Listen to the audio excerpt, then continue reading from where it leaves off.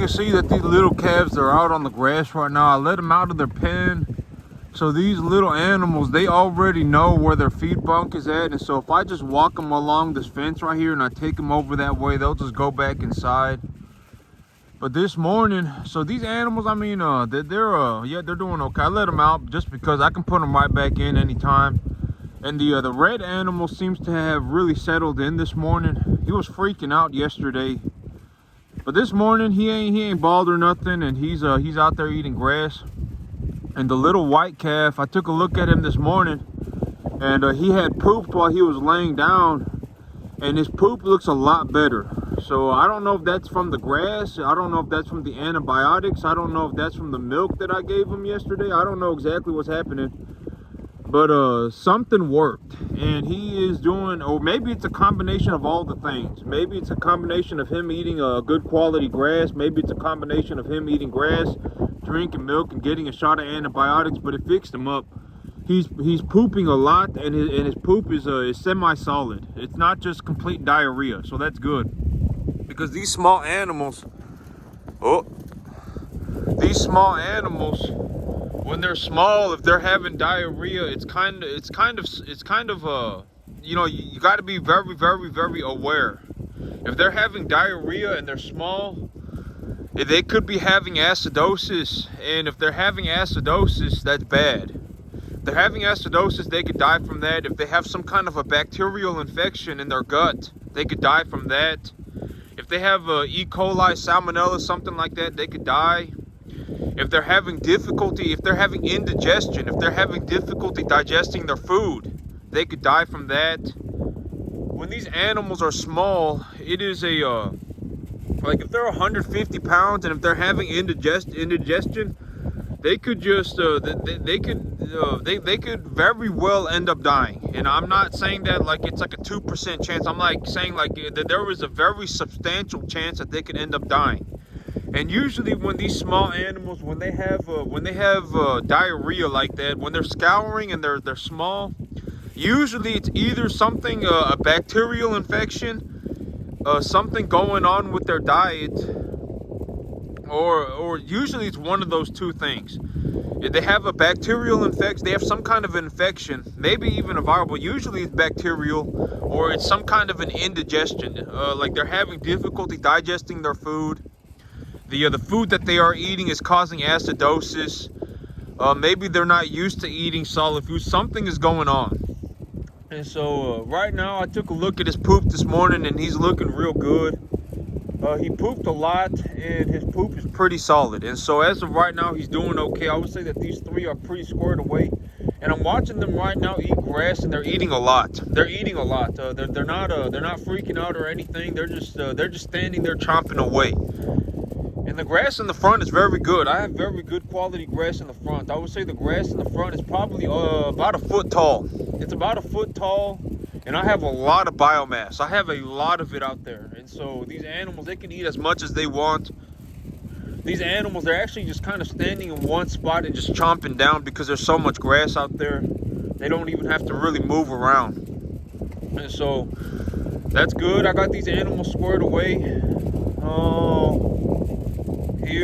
Well, next week it's supposed to rain a lot. Okay, so tomorrow it's supposed to rain. There's like a 70% chance of it raining about an inch.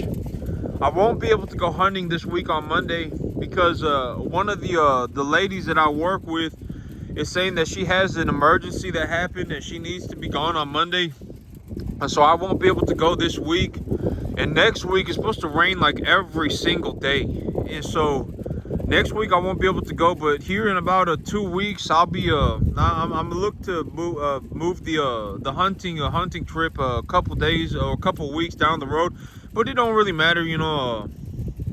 When I have time, I mean, that's the reality of business, is that, you know, if something come up with my business, it always takes priority number one. It doesn't matter. Like if I want to go on vacation, well, that's too bad. You know, if I want to go on a hunting trip, that's too bad. I mean, if something happens to my business, it's not like, oh, I can just clock out and leave. My business needs to be handled. And so my business is always priority number one. Oh, you know, until there's a very good reason not to, you know, my business is priority number one. You know, if something were to happen to, let's say something happened to my mother, she slipped and broke her arm. That, you know, I'd go and take care of that, you know, before I went and you know. But business is almost always priority number one. So I may have to push my hunting trip back 2 weeks, but that's fine. It's not a big deal. And next week it's supposed to start dumping rain. So my plan was to start, you know, I got this plan set up for my field, for how I'm going to fertilize my field. And I was going to start it at the first week of next month. Okay, so I put fertilizer on my field on the 29th day of last month. So November 29th was when I put fertilizer on the field.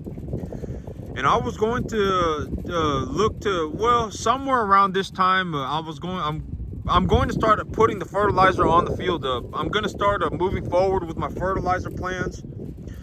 So this tomorrow it's going to rain about an inch is what it's saying.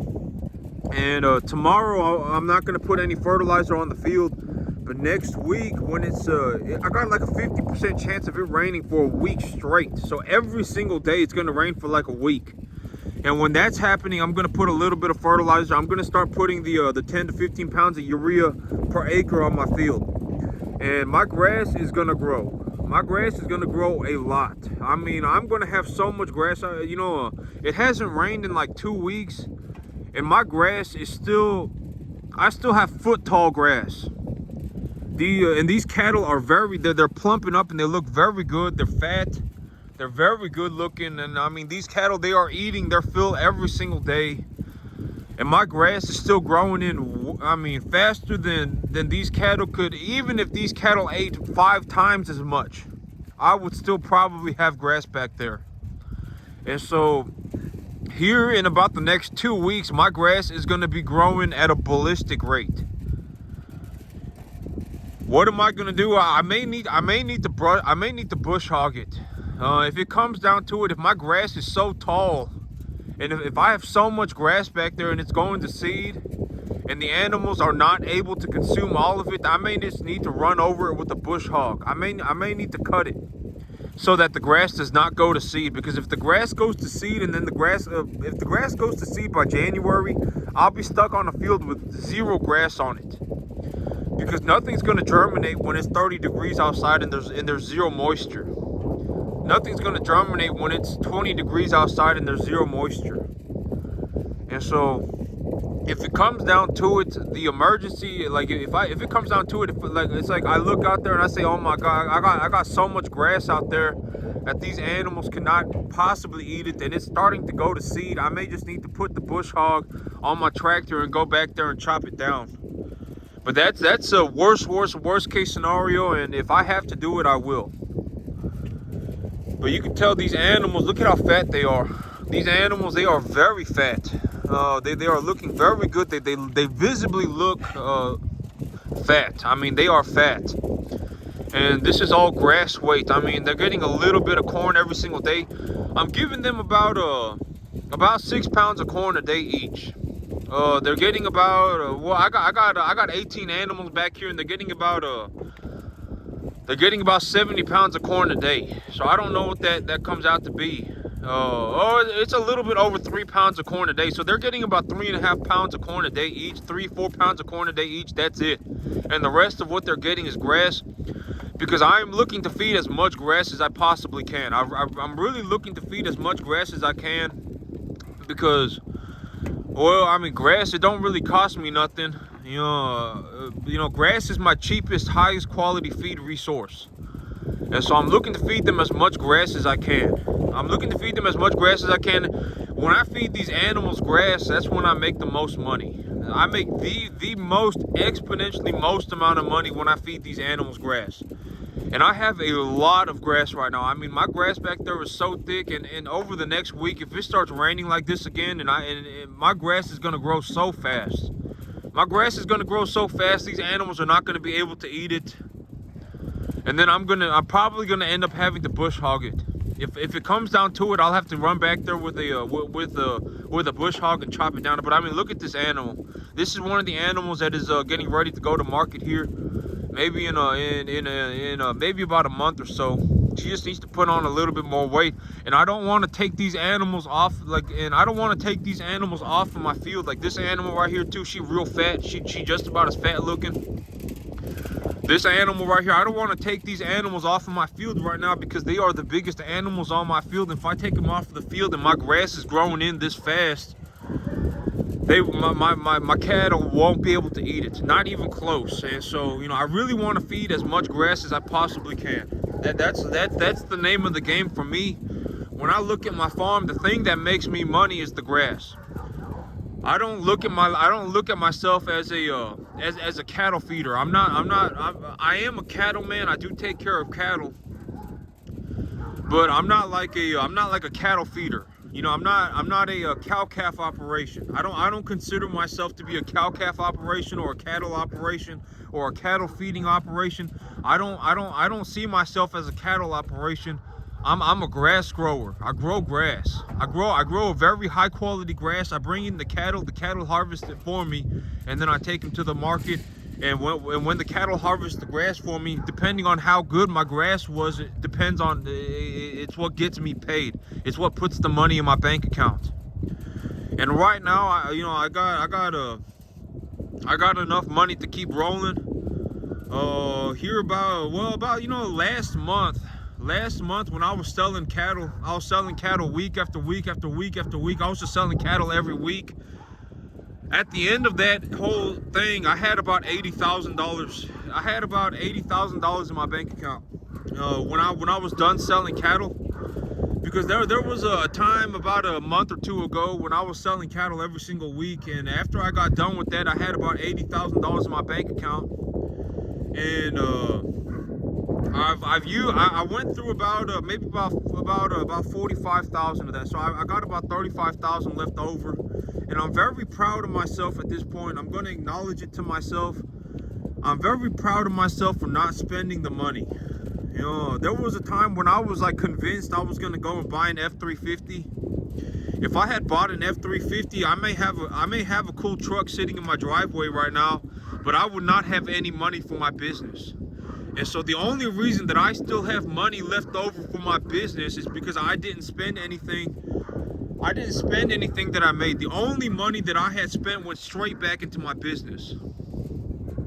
And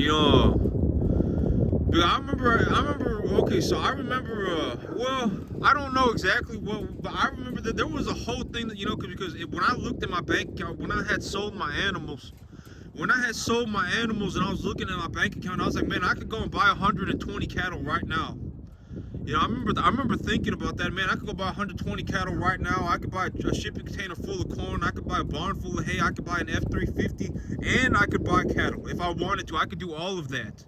I had made such a large sum of money running cattle because cattle. The thing is I get tax benefits for these cattle. The cost of my business is very low. Most of what I get paid for is just straight labor. The things that I do get me paid. So how much labor, how much effort do I put into my farm is what gets me paid.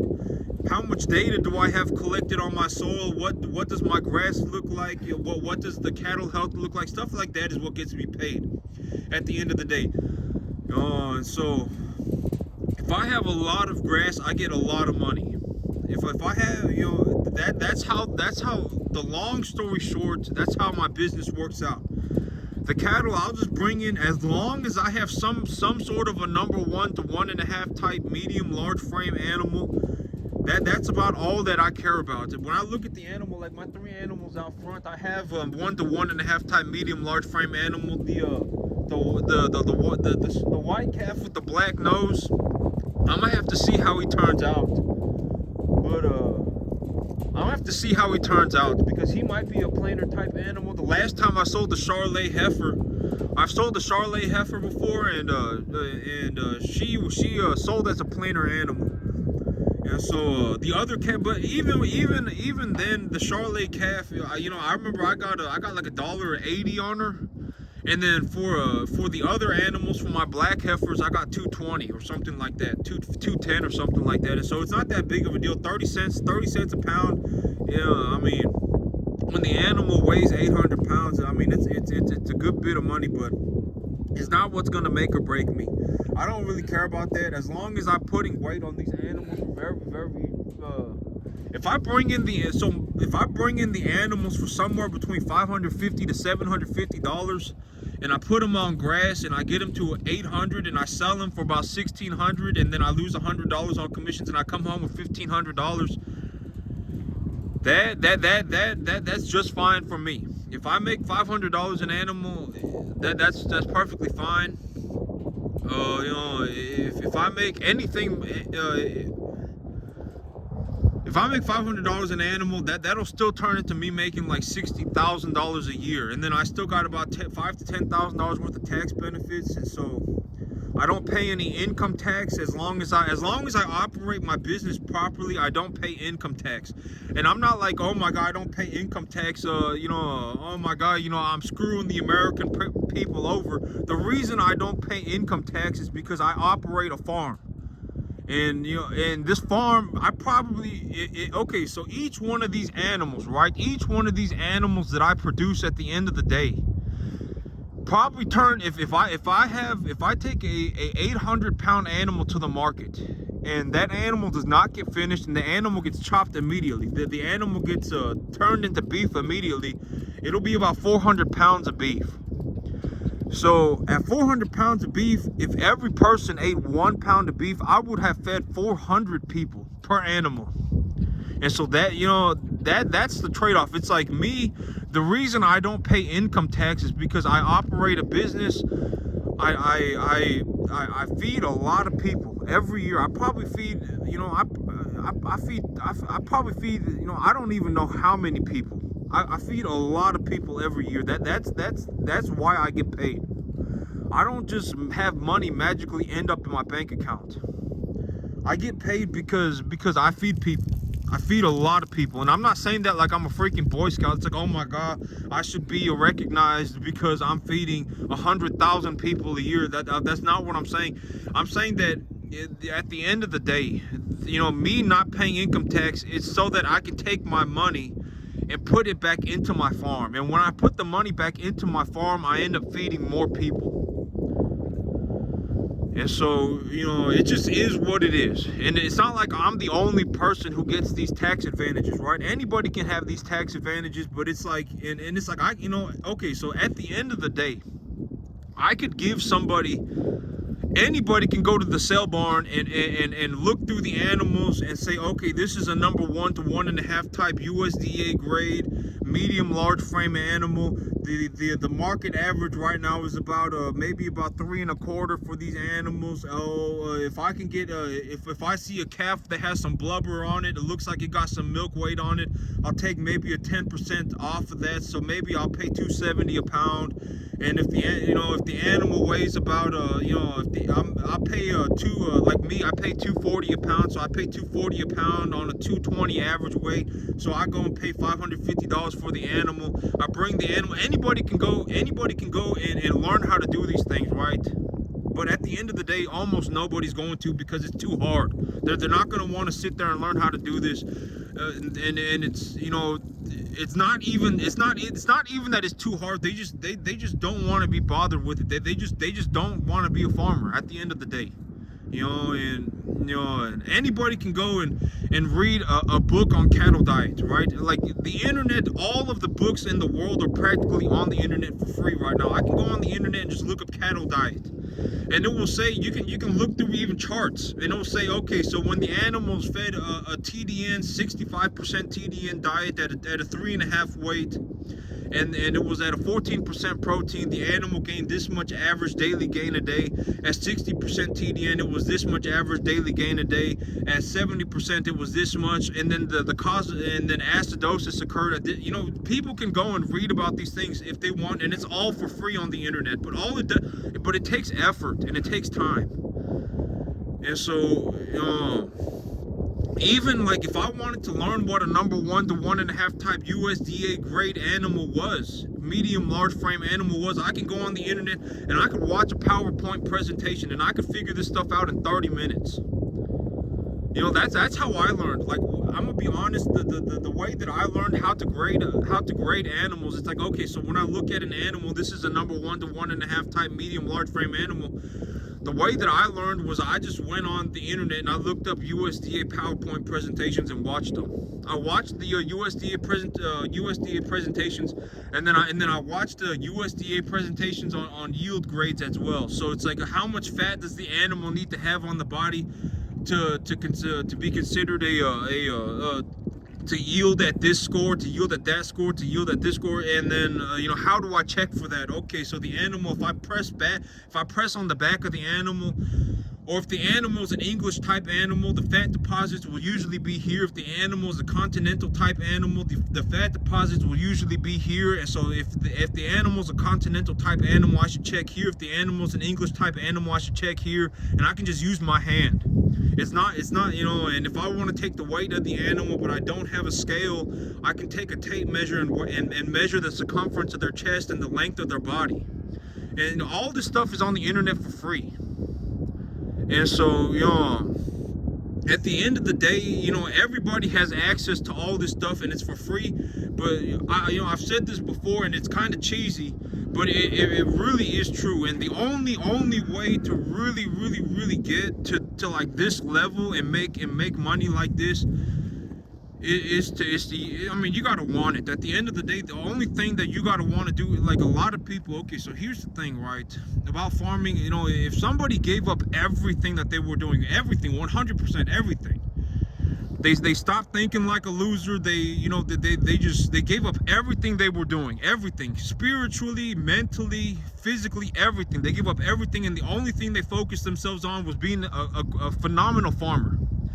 And they said, okay, the only thing that I'm going to focus on for 15 hours a day for the next 15 years of my life is how to become a phenomenal farmer. They'll almost always figure it out, 100%. I mean, they will get, you know, they will get very far, very fast, 100%. And so, you know, I mean, most people, I'm not saying like if someone is like severely mentally handicapped, they probably couldn't do it.